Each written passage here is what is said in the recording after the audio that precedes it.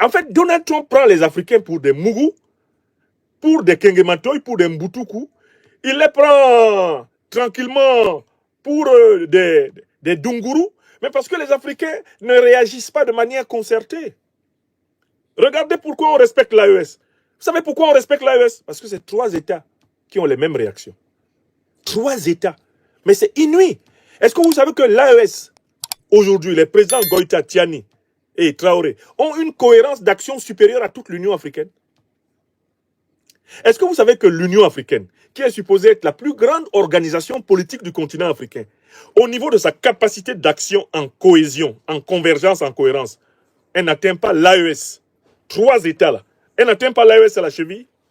Est-ce que vous le savez? Pourquoi on parle de l'Alliance des États du Sahel? Mais parce que l'Alliance des États du Sahel est en train de constituer une puissance. Quand vous constituez une puissance, vous parlez dans les rapports de force. Le monsieur qu'on appelle Donald Trump ne comprend que cela. L'Occident ne comprend que cela. Le monde ne comprend que cela. Et la géopolitique, la géostratégie, c'est le domaine de la gestion des rapports de force. Voilà pourquoi j'ai parlé. J'ai donné comme thème à la conférence aujourd'hui géopolitique africaine. Géopolitique africaine. Prenons conscience de notre capacité de peser sur l'histoire du monde. Grâce à la synergie des puissances géographiques africaines. Les puissances terrestres africaines, en se mettant ensemble, vont produire une volonté commune, un pouvoir de changement qui pèse sur les décisions des autres puissances. Et c'est ce que fait l'Alliance des États du Sahel. Voilà pourquoi les coups les plus tordus, les plus violents de l'impérialisme occidental, du néocolonialisme français, sont concentrés sur l'AES.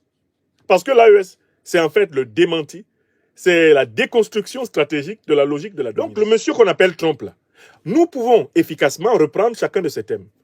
Il ne veut pas que les Africains entrent aux États-Unis. Ok, d'accord. Nous, on va repérer les Américains les plus utiles aux États-Unis qui sont en Afrique. On leur demande de rentrer. Quand Trump va se mettre à se plaindre, ah, vous avez réduit le nombre de diplomates que j'ai dans mes ambassades.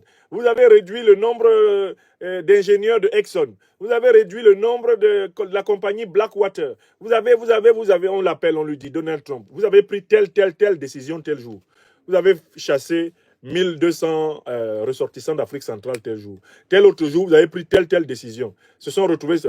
Vous changez ça. Non, Donald Trump aime les gens qui lui parlent comme ça. C'est pour ça que paradoxalement, il a beaucoup de respect pour Poutine. Il a beaucoup de respect pour Kim Jong-un. Il a beaucoup de respect pour les Iraniens.